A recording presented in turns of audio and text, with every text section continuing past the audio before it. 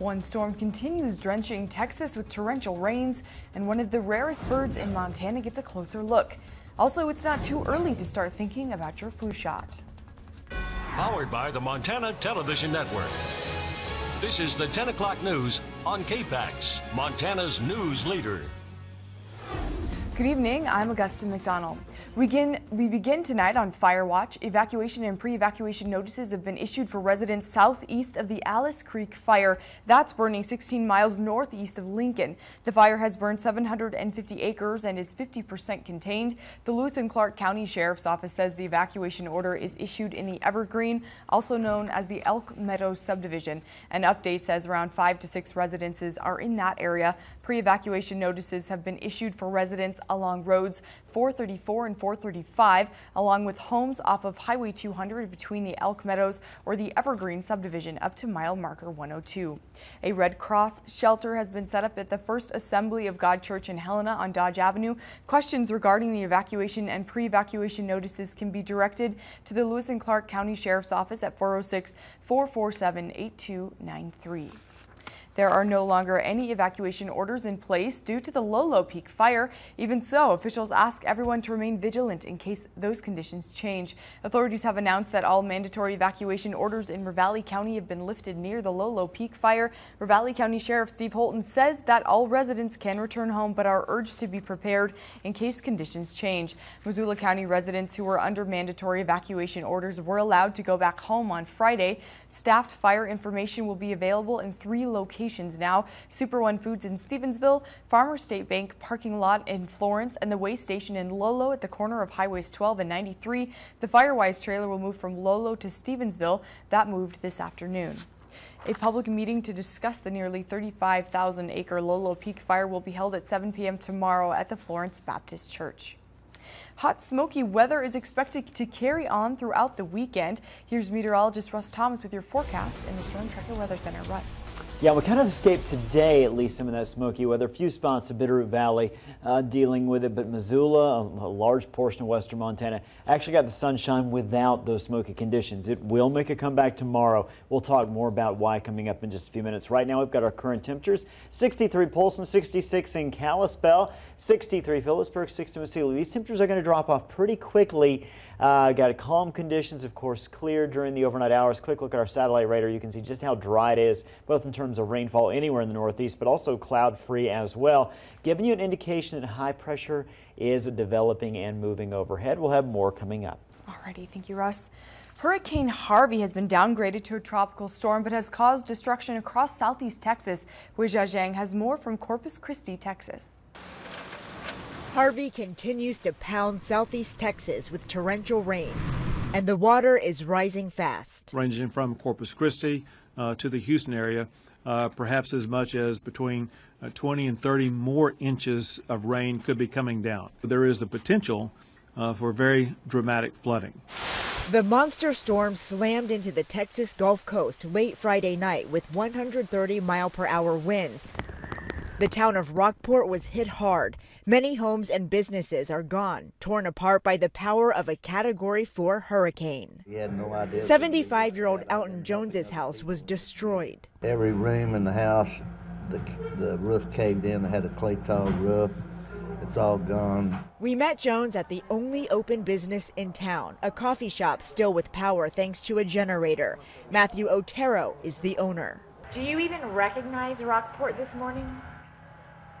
I do, but as a hurt Rockport, as a fallen Rockport, you know? Even before Harvey hit, flooding was a major concern, and this is exactly why. Many roads around Rockport are already flooded, leaving cars stranded, and even more rain is expected in the days to come.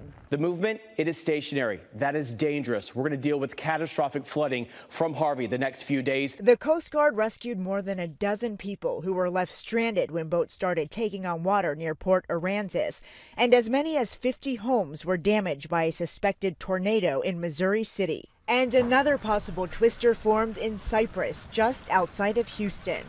Hundreds of evacuees remained in shelter Saturday night, not knowing when or what they'll find when they do return home. Weijia Zhang, CBS News, Corpus Christi, Texas. About 250,000 people are without power. Throughout the month, back in Missoula, senior volunteers have been putting a voice to a usually automated fire information call line here in Missoula. Missoula Aging Services volunteers through the Retired Senior Volunteer Program have worked more than 100 shifts with the Missoula Fire Line Call Center, fielding calls from concerned residents about current fire conditions and evacuation notices.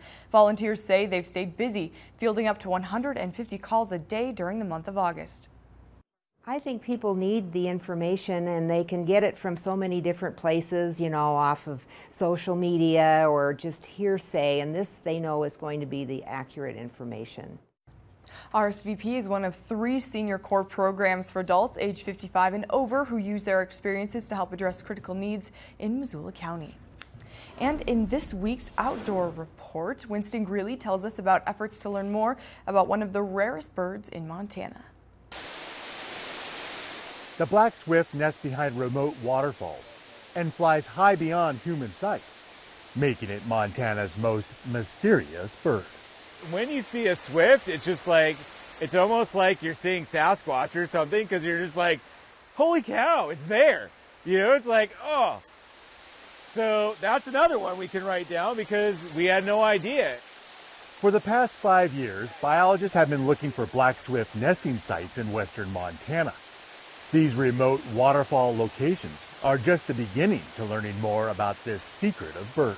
Right now, my goal is to actually find occupied sites. And once I find those, then I can actually go out and try to collect better demographic information so we can actually tell whether or not the population's, you know, increasing, decreasing, or stable.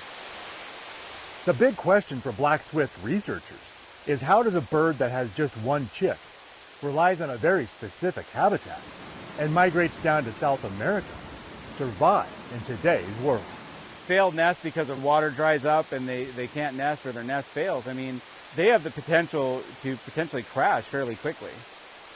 Even with the possible challenges to the black swift, just seeing one today helps reveal more about this mysterious bird. You're putting all this effort just to get to this place, and you're climbing and you get here and you look till you can't look anymore, and then all of a sudden you just have that snap of a bird flying by, and then it's just like your heart starts to beat faster, and then you finally get that bird into view, and you're just like, it's just that moment like, all right, we got one. So I think it's awesome. I'm Winston Greeley, out among Montana's fish, wildlife, and parks. So far, biologists have found 22 occupied black swift sites in Montana. And our dogs do mean a lot to us. It only seems right that we dedicate an entire day to them. In celebration of National Dog Day, the Missoula Fresh Market and the Humane Society of Missoula partnered up to host an adoption event. We really enjoy doing off-site events because it gives us a chance to reach other members of our community that might not necessarily come out to the shelter. The event was held in the parking lot of both Missoula Fresh Market locations and lasted from 10 a.m. to 4. Total, they were able to adopt out 9 puppies and all but 3 of their cats by the end of the day. Missoula Fresh Market was handing out free samples of pet products to people who chose to adopt. And a tweet today from the official Missoula County account today said that 45% of all households in Missoula County have a dog, and that's about 10% above the national average. Yes, we do love our dogs.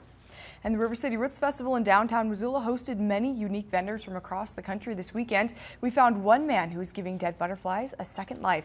MTN's Kent Lutzen has this story. In an observatory, active monarch butterflies can live up to 6 weeks, according to experts. And in the wild, the duration of their lifespan depends on the time of year. But after death, most of these insects decompose into Mother Nature. However, one man is changing that. He's extending the life of these beautiful creatures through art. Primus Poseidon, he's the largest of this family in the bright greens. You know, the butterflies themselves are inspiration as a whole. I try to capture the special parts about each species. And then I play with them. Some I use multiple species and mix together. But I just try to keep the natural integrity so you see a lot of the butterfly. Settlin has been perfecting this skill for over a decade. He uses 9 layers of acrylic and polymer to preserve the colorful wings and designs his own settings to highlight the insect's natural beauty. However, the process of turning a deceased flying bug into a necklace or bracelet is a pretty tough task. So when a butterfly dies, they're not open like this. They're closed, so you see that side of his wing. To open them and put them in a frame like this, it's actually a 3-day process of spreading them. So that's kind of how you tell that a butterfly is dead, is that he'll be closed.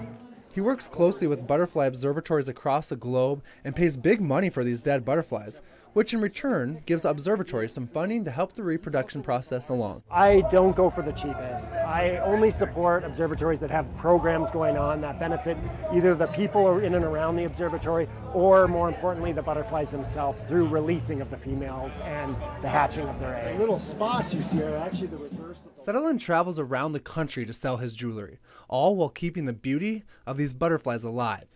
In Missoula, Kent Lutzen, MTN News. The River City Roots Fest wrapped up this evening. With these warm temperatures looking to stick around for a while, Russ will be back after this break with everything you need to know. Plus, in a bit, one tiger cub confiscated at the border of Mexico. Stay with us.